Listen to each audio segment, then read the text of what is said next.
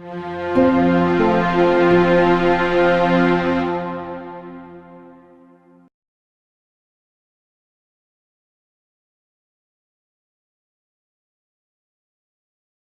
Patti Bahr, and this is Amanda Lewis. We're from the Iowa Center for Assistive Technology Education Research in the College of Education at the University of Iowa. We call it ICATER. So I had somebody the other day say, oh, so you make food. No, we work with assistive technology. I'm the director. Amanda is one of our graduate assistants, and she's a PhD student. So, yay. Nearly 30 and still in school. Still in school, yes. But my area of expertise is students with learning disabilities in particular, and this is a topic that's near and dear to me because I'm actually a student with disabilities myself, so it's really special for me to come here and talk to all of you today. Those of you who are students in the room, I've been right where you are, so it's really exciting for me to talk to you and hopefully share some of the tools that I've used personally and that I've helped other students use to be successful in school and beyond, however far in school you choose to go. So we're going to do 3 presentations today. This one we're going to focus on writing, and then Amanda's going to do a presentation about tools that she uses in college and that other people use in college. But that presentation is certainly appropriate for middle school and high school students as well. And then we're going to finish the day off with a presentation about reading and using text readers for comprehension and making that reading available or text available to everyone. So we're going to start today with assistive technology for writing, and we're going to talk about it kind of cross-platform. So let's see, let's go to the next room. Next slide. So at ICATER, again, we're based in the College of Education. We have a mobile demonstration lab. We have 25 laptops and 20 iPads. You're going to be using some of the iPads here today, as well as we're going to have you try some smart pens. We teach a couple of classes, and we do some modules for different classes. For example, technology in the classroom. We do a module on assistive technology. And some of the stuff that you'll learn today is some of the things that we're trying to teach general education teachers about some of this technology so that they can keep students with learning disabilities in the general ed classroom, and also students with physical disabilities in the general education classroom, and so that they can succeed there. We do consultations for students and teachers and people of all ages. So you can come in and look at some of the technology that we have in our laboratory. And then we're starting to do some research to really show, does this assistive technology, and we're finding that it does this assistive technology actually help? And we really need to be measuring that so that we can spread the word about it. Mm-hmm. So, who do you think needs writing support? I do.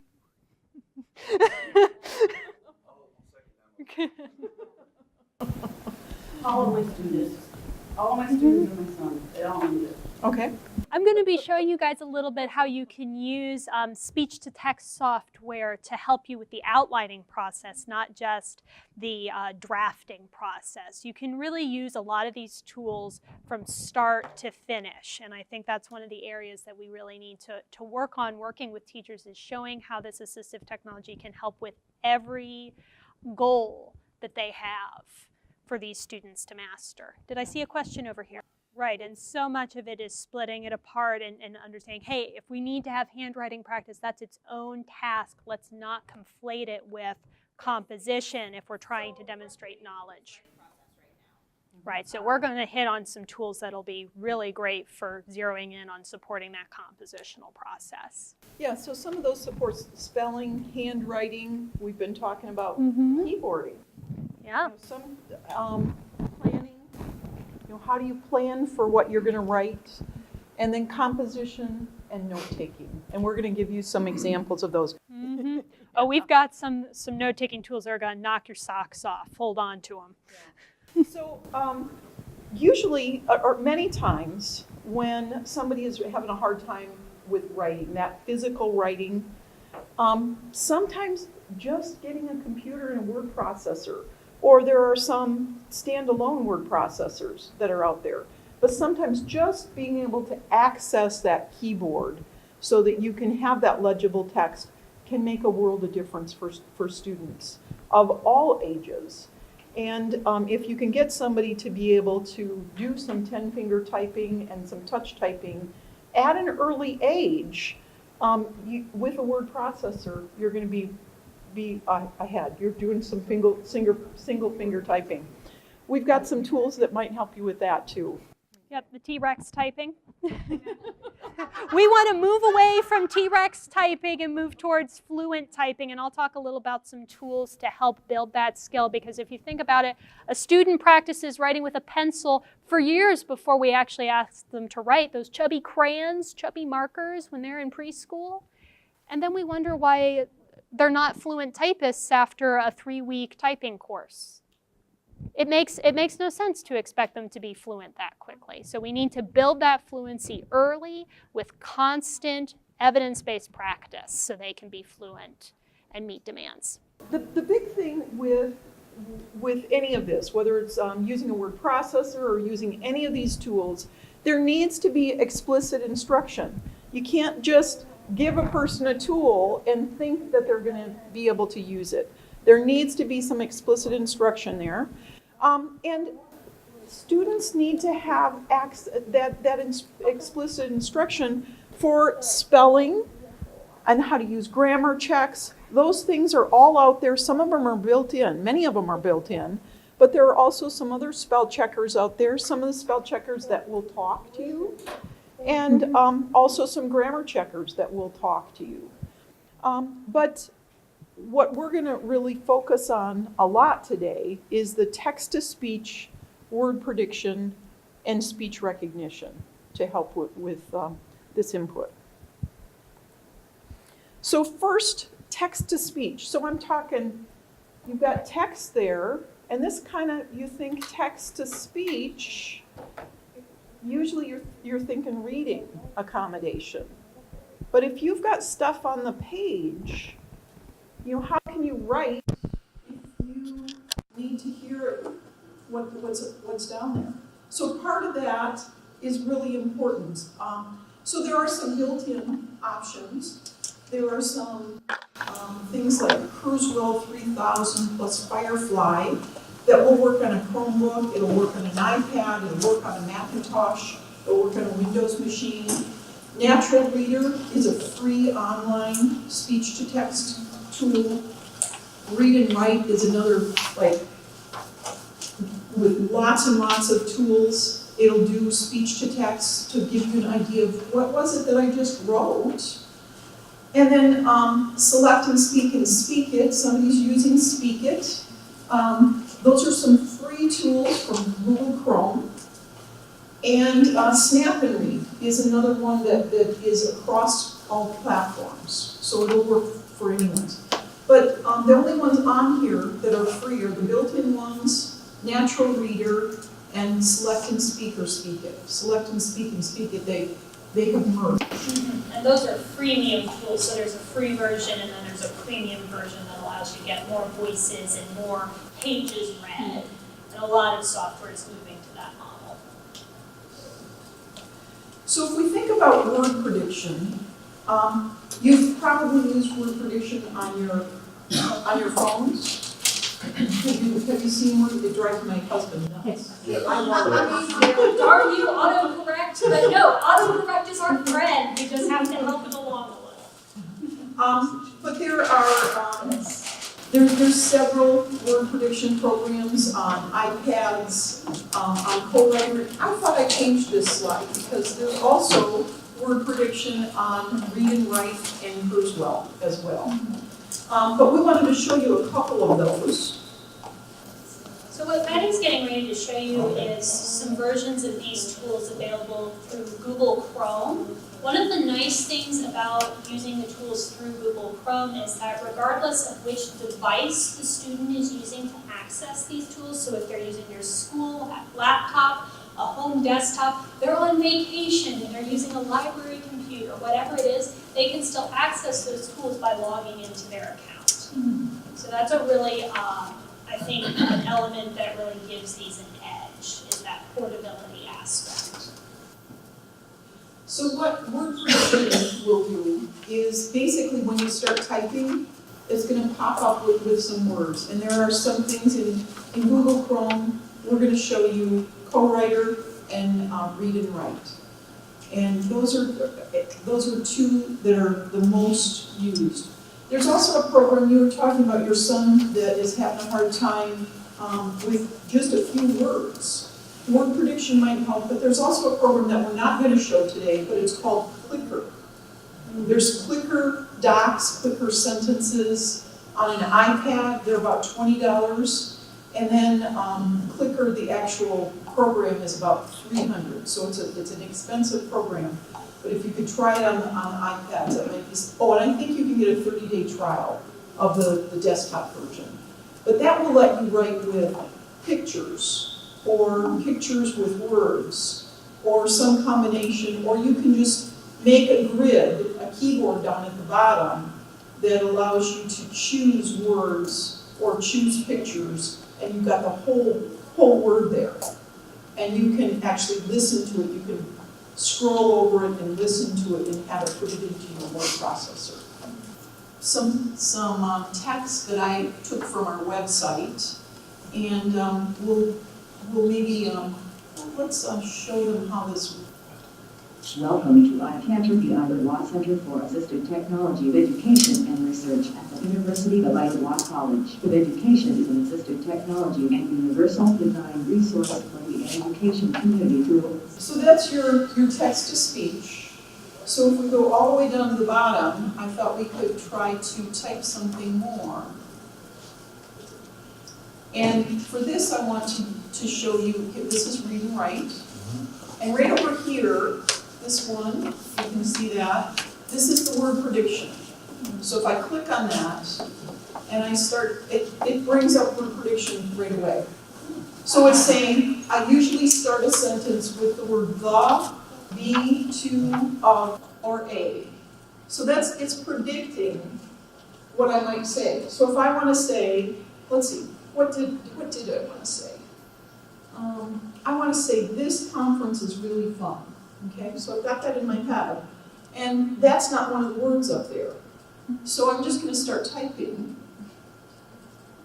And I get this, there. Oh, let's see. Will it speak to me? So when you hover, This, there, day, Was it up there? there, this, That's the one I wanted. So I'm going to click on that one. there, This conference. See? I don't think it's there. you can see with each keystroke, it's dynamically updating its suggestions. conference, And you can update confidence, the kind of conference, the AI that's making the decisions on what words to offer, using what's called topics. is, So I guess that's for co-writer, which we'll show you. Billy,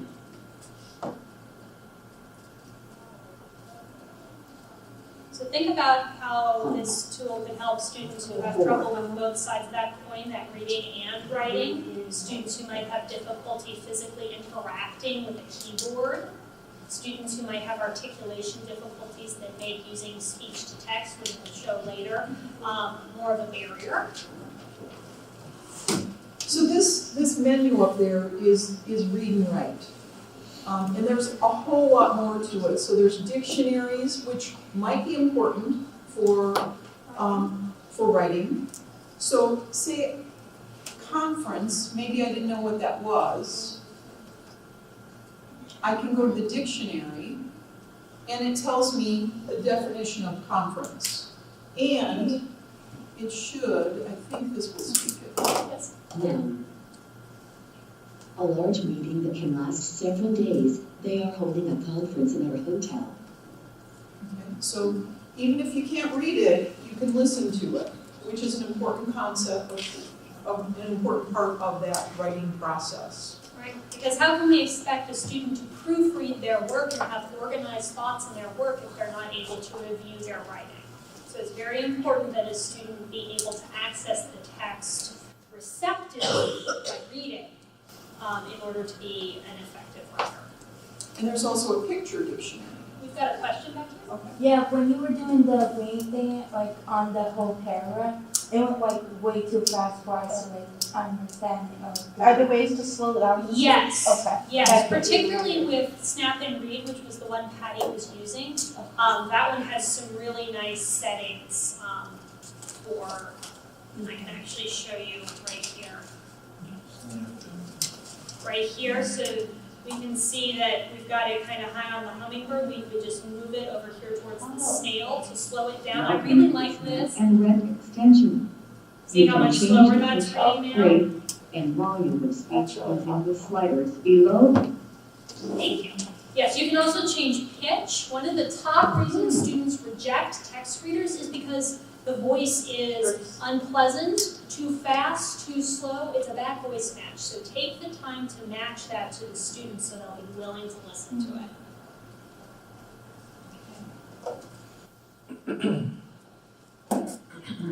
And this is the picture dictionary. So I chose fun, and it gives me a picture of fun. So again, that can be a nice option. So That's reading right here, but the other one was Snap and Read then. Right. Yeah, we're using two tools in tandem here, which is another really nice thing about a lot of these, that we can stack functionality to kind of customize the experience for a student. And now I want to show you Co-Writer. This is another word prediction tool. One thing to note with a lot of Chrome tools is, particularly if you've turned tools on or off, you want to refresh that page because sometimes Chrome hasn't quite gotten the memo that, oh, there's a new tool embedded in this page now that I need to be using. So when in doubt, refresh the page, and usually it fixes it, just like you're seeing here with this toolbox now. So How long does it take to learn to use something like that? it depends on the person. Yeah, it depends on the person. I'm sitting here looking at this and going, okay, and to try to teach somebody else to do it could be a challenge. Well, and we just showed you two tools, and I'm showing you a third one. Yeah, So- you're drinking through the fire hose right now. Right. But if you said, okay, this person, we're pretty sure they need word prediction, then you're probably going to look at Snap and Read and Co-Writer. And you're going to try those with that student and see which one they prefer, and then you're going to do some explicit training with that student. And this is, once you get it set up, you can actually change how many guesses you have from 3 to 10. You can change the background color, you can change the font and the font color. So there's some, you can change the size. I made these pretty big, but you can see up here that you can change the size of the font. I had the background as blue and the font as yellow, and the number of guesses is 5. I can change all that. I can change the font. So you can change lots and lots of different things. And one of the nice things about Co-Writer is that you can have these topic dictionaries. So if I'm going to do, I need to write a story about William Shakespeare. She just turned that one on. So now when I go back to my Co-Writer, things that might be associated with William Shakespeare are actually going to come higher up on my prediction list. So maybe Macbeth might come up, or William Shakespeare might come up, Whereas if I didn't have that turned on, neither one of those are gonna come up for a long time, and I'm just probably gonna have to, See, like Globe Theater, it's capitalized even. So Globe is capitalized and then it comes up with Globe Theater. So those are things that come up faster with this. And you, Are those pre-programmed or, okay, so you don't have to like build the dictionary according to the subject? you don't have to, but you can. Okay. you can't, that was my guess. And you can search, so if we're probably connected to the internet, but it might take a while. But if we put a search topic in there, say, large cats, we put that or if you put volcanoes in there, it's gonna tell you existing things, and then you could make your own, and it'll go out to the internet and find information about volcanoes and put that vocabulary into a dictionary for you. Does that make sense? You got a question? Yes, with the dragon that he uses, does that have the word prediction also? No. No. No. No, so the speech to text, and I always say for primary composition, most people tend to lean one way or the other. They're either prediction kinds of people or dictation kinds of people, and a lot of that depends on where that freeze is happening. I'll talk about that a little bit more. But we can absolutely still utilize things like word banks to help unstick to support that with Dragon. We're going to talk about that a little bit more. Did you have a question too? Sometimes it spells words wrong. Sometimes with Dragon? Yeah. Right, because it'll mishear you and then it'll mistranscribe a word. We can talk a little bit, I'm going to do a demo of Dragon in just a minute, and we can talk a little bit about training your Dragon. Training your dragon and having good dragon hygiene to make sure that that happens as infrequently as possible. Is that only on Dragon or other ones you can train? There are others that you can train. Dragon is really the gold standard. It really, really is. And that's the one, I have dysgraphia and writing composition disabilities myself, and Dragon is what I use. Schools are moving away from that and don't use it anymore. Schools are often hesitant to use Dragon because their experience with it was with an earlier version, which frankly was anywhere from mediocre to terrible. Yeah. And also because it's more difficult to use in a classroom setting because of noise elements, things like that. We can talk about some workarounds for that as well. The last thing I want to show you in Co-Writer is this slide. So there's a microphone there. And what you can do is actually use your voice with Co-Writer. Let's turn this on. Theater. Period. Not real. I'm not very close to it, so it may not pick up my voice as well as it should. And if you think about what a computer is having to do in order to do that, especially with a Google extension, it's having to pull processing power from somewhere else to do that. So that's part of why you get these delays. But it did the whole thing. I'm not very close to it, so it may not pick up my voice as well as it should. It did the whole thing. And I was quite a ways away and I didn't have a headset. Yeah, you were using a built-in mic. And built-in mic on the computer that's somewhere on there. So is it more accurate if you're using a headset? Yes. Okay. We will talk a little bit about microphones. That's a very important area. So let's, I think I've got a couple more slides and then I'm going to turn it over to Amanda. So we've been talking a little bit about speech recognition. So that thing I just showed you on Co-Writer was speech recognition.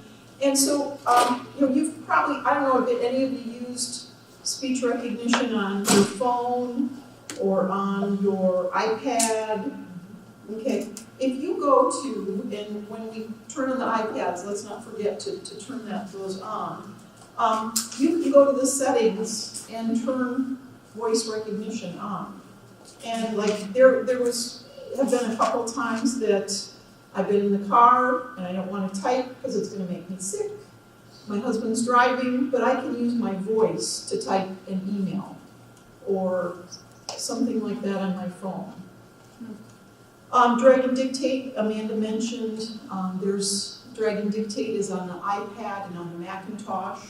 I kind of call that the silver standard, but Dragon, naturally speaking, for the PC is really the gold standard. It's the best one that's out there still to this day. And then Voice Note 2 is something that's free on Chrome, Google Chrome. So that same place where we were looking at Read and Write, and we were looking at ProWriter, I was in Google, so Google browser, and it's just an extension or an app that I can bring up and have it speak for, or have it recognize my voice. And it's quite accurate. It supports multiple languages. It does not learn from you, however. So particularly for students who might have some sort of an accent or an articulation difficulty, I would particularly recommend Dragon for those students because they are not going to get the accuracy that they really want with a tool that doesn't learn with them. But in a pinch, Voice Note 2 is a very impressive tool. I really enjoyed it. And then another piece of writing is really that planning and gathering. So connected mind, inspiration, kidspiration, mind map, these are all ideas of mind maps. So, you know, somebody's talking, oh, you've got to outline everything, and then you've got to rewrite it. Well, mind maps are a different way of thinking about outlining. So let's just see if we can go to inspiration here. Okay, so now you guys can kind of see what a mind map might look like. So this is really great for people who think more in pictures, who think more thematically. And inspiration is really cool with that. You can take this and then flip it into an outline form. So if a teacher really wants it outlined the way they think of it, inspiration can flip that so a student can do it this way and have it outlined. So this is, you know, you can start out with the main idea and then put things off from that main idea. And then you can connect different things to different things and then put it into, you press a button and it goes into an outline. So it's kind of a fun way. So inspiration is should I use the Minnesota word, kind of spendy. And it's just another way of kind of conceptualizing what it is or planning what it is that you want to write about and some of the main ideas that you might want to write about. But there are some free ones out there as well, like Connected Mind and Mind Map. And then also in some of those Kurzweil, write out, Read and Write, and Snap and Read, there are ways that you can highlight things, like if you're in a website and you want to highlight certain things that you think are important that you might want to include in your presentation, in your writing. You can highlight those and then press a button and it will gather all of your highlights and help you to organize it. I'll be demoing that in the next session if you want to see that in action. How is, maybe this is a question for next hour, but how do you avoid a plagiarism issue when you're pulling all that stuff? Great question. So it's actually pulling it into a separate document. It's basically compiling notes for you. It's not putting it into your compositional document. So old school is like when I was doing papers in college and like writing all my notes as I went through. Exactly. And I had like It's 40 mimicking words around my head. Okay. Exactly. Yeah, it's a note-taking tool. Awesome. Okay, so we've been talking a lot about speech to text, so I'm going to actually show you in action and how you can use it for the entire writing process. Before we do that, just a few quick words on your equipment. There are two basic kinds of microphones, headset mics and stand mics. The right one for you is going to depend on a couple of things. For our educators in the room, if students are sharing microphones, you're going to want to go with a stand mic for sanitation reasons. As you can see, this is all over my head, really close to my mouth. You do not want that if you've got a shared mic. Students who might be buying this for personal use, I really like a headset mic because who here freezes up when they see a blank page? And you go to write a paper and you see that blank page and you're like, how am I going to fill 10 of these? I'm jealous that I still do that. So with a headset mic, you don't have to look at that blank page. You can look at your teddy bear and talk to them about your paper and not even worry about it. So that's one of the reasons I use a headset mic. Also, then you don't have to monitor distance because distance from the mic is really important for consistent audio for the program. So Are you using wireless or USB? I am using a USB, and I recommend that you use a USB because you're going to get the best data transfer from that.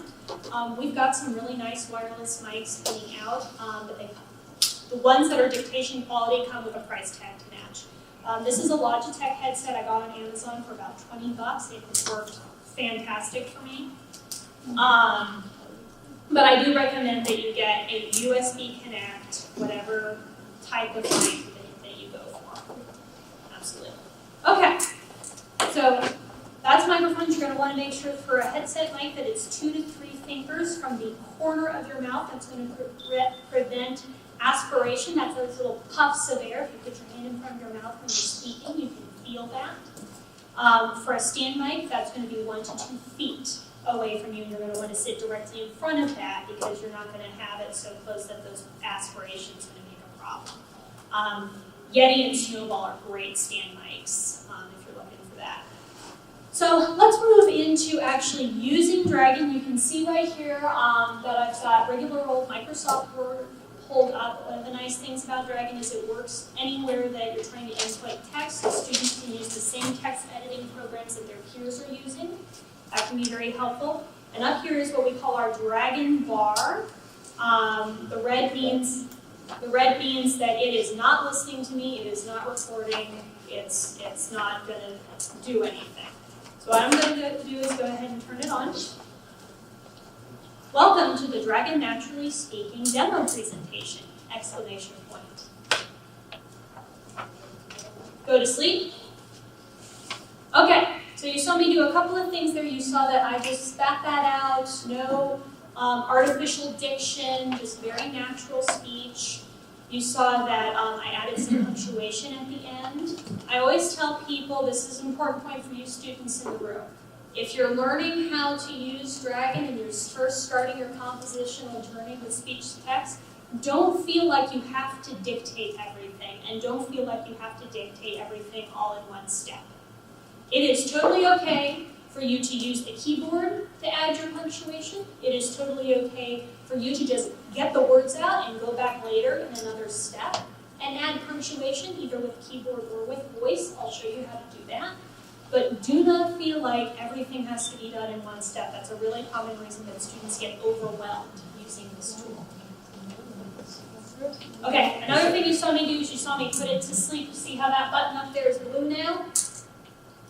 So you can see that those little dots are moving up and down. It's listening to me, but it's not going to write down what I say. This is really nice for those of you who might have younger siblings, who maybe are looking forward to college, might have a roommate. Sibling or roommate comes barreling in and they want to talk to you. You're in the middle of writing a paper. You can just say, go to sleep. It goes to sleep right away. You're not taking down your conversation about, no, I can't come play Xbox with you right now, Teddy. I've got this paper to write. And then you can go right back into your paper like so. Wake up. New line. I'm going to show you how you might outline using Dragon. New line. Make that bulleted. Topic, panda bears. New line. Bamboo. New line, endangered. New line, China. New line, large. Go to sleep. Okay, you saw me do a couple of things. You saw me use a couple new punctuation things, and that works for basically anything, you know, colon, period, comma. You just say it, it's very intuitive.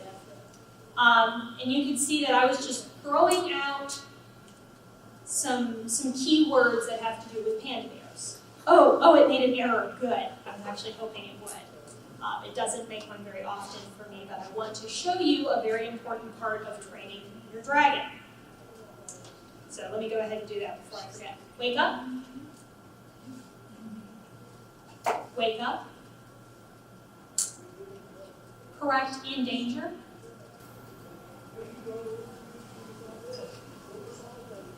So you can see that choose one So it's giving is me endangered, options. and then choose two is capital I-N, capital D, and then choose three is all caps, endangered. It's kind of hard to see that, but the first one is endangered. Yes, it's giving me options. So since I see the option I want there, undo that. Correct in danger. Spell that. Choose 3. Go to sleep. Okay, that was actually better than I could have hoped for because then you got to see both. So initially, it showed what I wanted in the drop-down, that first drop-down menu, and I should have said choose 1, and it would have put it right in there. Because I said something, it thought I was correcting it, and it popped in so, and so then I had to correct it by saying spell that, and I could have clicked it, which is what I did, or spoken spell that, and then I typed it in. You saw I had a little bit of prediction there when it was suggesting things for me. That's where it would be. That's the only place, though, not when you're speaking a lot. It is very important when you make an error with Dragon that you correct it, that you say correct whatever it is and correct it because that is the only way Dragon knows it has made a mistake. Otherwise, it thinks that it heard you correctly, and over time, it will gradually deviate from your actual speech, and you will end up with a mess, and then you have to go back and do some retraining. So, for example, I usually do not save the sessions that I do in demo because these are not typical dictation sessions. So if you're in a situation where it's really noisy, you had a cold that day, you're not speaking the way you usually speak, you don't need to save the session. But it is very important to always correct when it makes it. Yes? You have very clear enunciation and dictation and everything. If I was doing something like that there and I just wanted to, I was working on a paper or something and I'm going through this here, I wouldn't be talking clearly like that. And would it still be able to follow me? Yes, the most important thing is that when you're training Dragon, you speak in a very clear way. I have a background in musical theater, so I have training in diction, and naturally tend to speak that way, particularly when I'm presenting. But when you are training Dragon, you want to speak in as natural of a voice as possible, and Dragon will learn if you tend to sort of, I'm from Texas where everybody talks like this, and it can learn that just fine. There's actually special settings where you can select if you do have a dialect. And that'll She is from Texas, so she can say that. All me. So, yes, it will learn just fine if you tend to muddle your words a little bit, if you don't have the best articulation. As long as the biggest thing is consistency, really, with Dragon. If you consistently do things, Dragon will pick up on that, especially if you correct it and give it a lot of data. Yes? What about with students that have speech impediments? Your mileage is going to vary a little bit on that, depending on the severity. Again, with a lot of training, Dragon can do some really cool stuff, but students who have really severe articulation and speech needs should probably anticipate that it's going to take more time for Dragon to attain accuracy with them.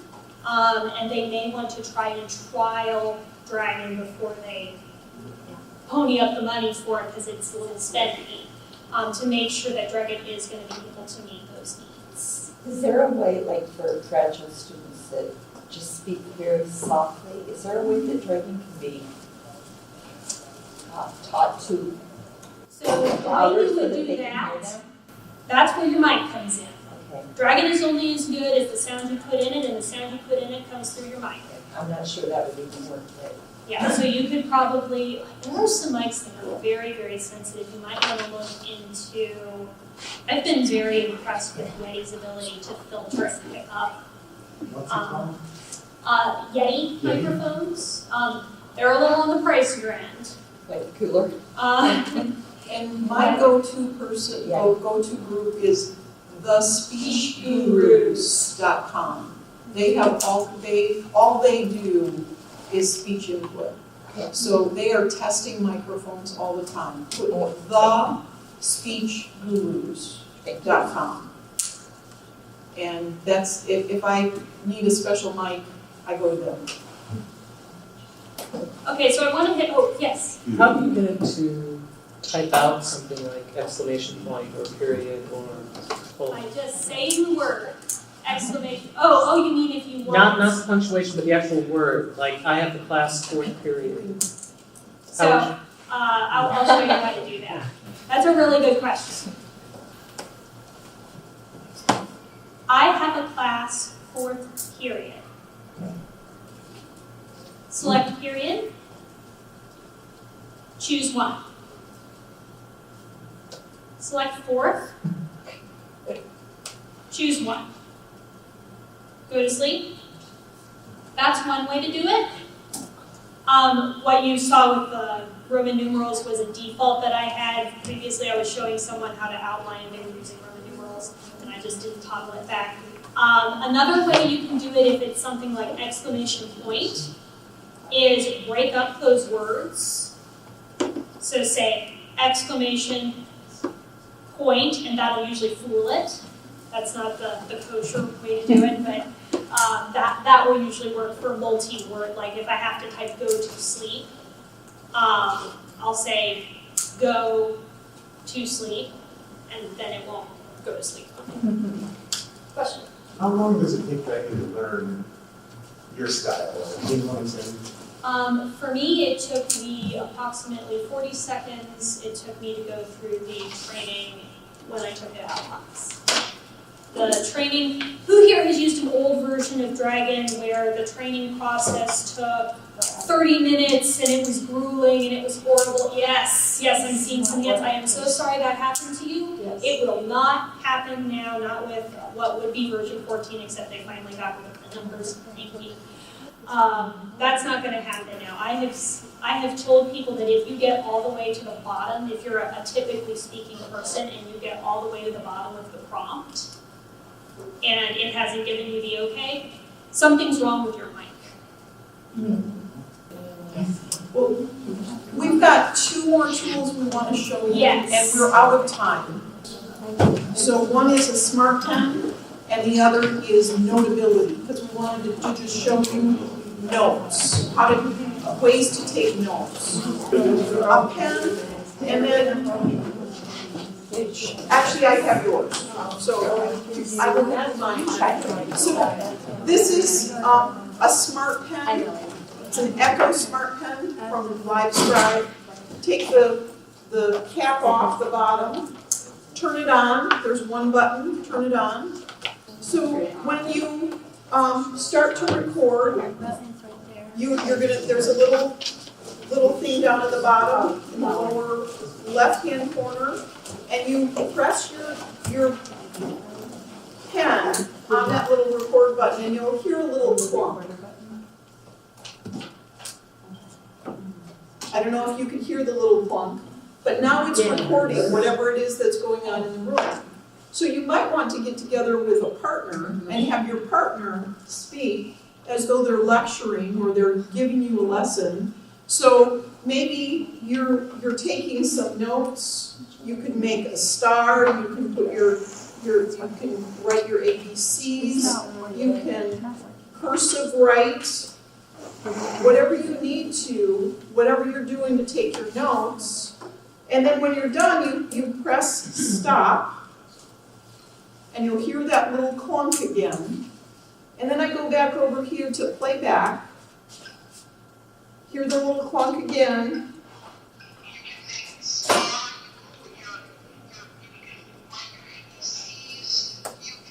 So it recorded everything that I was saying, and I can jump. For students that have trouble writing, they can just make stars every time they hear something important and just get right around that writing thing. You can go back later in the day. My husband used this in his PhD program for his statistics class. He said if this was the only way that he got through statistics. And what he did was he took this special paper out and put it through the Xerox machine, through the printer, and printed his professor's notes on this paper. And then he took notes with the Smart Pen over top of his professor's notes. So he had the lecture, the professor's notes, and his notes all together. How much does the So when $120 for the 8 gig version, which is what we have, you don't really need more than that. You have to buy like just notebooks of paper then once you have. Correct, and it's about $30 for 3 last time I checked. I think that might be for 5. Is that for 5? I think it's That'd be for great. 5. In addition to actually having the hard copy, right, of your notes, you can see that there's a little micro HDMI right here. That is not just for looks. You plug this into your computer, and you can rip off an MP4 file of this audio, put it on your phone, listen to it on the bus. It also generates a PDF of these notes. That you took, not your professor's notes that you Xeroxed on. Yes, only what you wrote with this pen, this paper, you can't see it, has very, very small dots, and there's a little infrared camera in this pen. And so the pen knows where it was in space when it wrote this writing. And so everything that you wrote on the paper will be represented on the PDF digitally. So you will have a digital copy for safekeeping. That way you can wipe this pen when it gets full. You still have everything, and then you're ready to go back to class. The note-taking tool we wanted to show you is called Notability. And that's on the iPad. So once you're in Notability, you can see over here on the right-hand side of the screen, I've got a couple of different folders. This is to help keep your notes organized. So I might have a set, you can see here if I hit this little plus sign, I can create a subject. So maybe I would have science, maybe I would have history, and then I can have the titles, so that might be like fall 2018. I'm going to go into a note I've already named. I'm hitting the record button. You can see that it's going up and down. It's listening to me, so this is going to work a lot like Notability in that it's recording that lecture. While it's doing that, maybe I'm drawing some stuff. You can see I've got my little pencil here. I can change the settings on that really easily. This is a little fat. So we're going to do like this. Go. I can erase if there's stuff I don't like. One of the things I really like, who here has written something in their notes and they're like, I wrote that in the wrong place, it's too big, it's too small. Anybody done that? Me? I can just draw a little circle like this, move it around, scale it up, scale it down, twist it, whatever I want to do. Let's just see what she's going to I can highlight, again, really easy to change settings on that. And I'm just highlighting. And then when class is all, one more thing I want to show you. Anybody ever had the teacher put a whole bunch of stuff down on the board and there is no way you're getting all that down before he erases that board and you're panicking because you don't write very fast? Have no fear, we're going to take a photo. You saw I hit that little plus sign up there. Take a photo. Let's say that's my whiteboard over there. Yes, I would like to use this photo, please. And here it is. You can see it's smart enough to rearrange this text because it's live text. That's nice.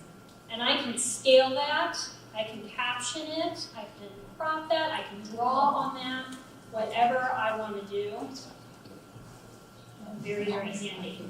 And then, when class is all over, I tap the microphone again, it has stopped recording. I'm going to tap this little down arrow. You can see everything that I added in has kind of grayed out. So when I tap something like this, there we go, I can erase there's stuff I don't. So again, something here, and here it is. And I'm just highlighting. See how it's filling it in, and it's going to whatever I was saying when I was making those. Anybody ever had the teacher? Yes, thank you. So very similar to the Smart Pen, just on the iPad. This is also available for Mac, for those of you who are Mac users. If you are a PC user, OneNote is an option. It's a more robust with a steeper learning curve option. I would recommend that probably for nobody younger than 8th grade. Absolutely, yeah. And one of the things, guys, particularly for note-taking, I always recommend people do, is don't expect a student to learn a new note-taking tool in vivo when they're in a class, they're trying to pick up information. The time to practice a new note-taking tool is in a low-stakes situation, like, for example, have the student watch a favorite movie and take notes on it. That's going to be more relaxing. It's going to give them time to futz with settings and be thinking about, in real world, what are the things I need to do to take effective notes, without worrying about, oh no, if I don't get this all down, I'm going to fail my test on Friday. So have them practice in a low-stakes environment, make sure they're comfortable with the tool before they bring the tool with them into a real-life class setting. So, did you tell them how much Notability is? Notability is running about $9.99 last time I checked. Okay. Sometimes you can get it on sale for as little as $4. Yeah. So. So, thank you guys so much for your attention.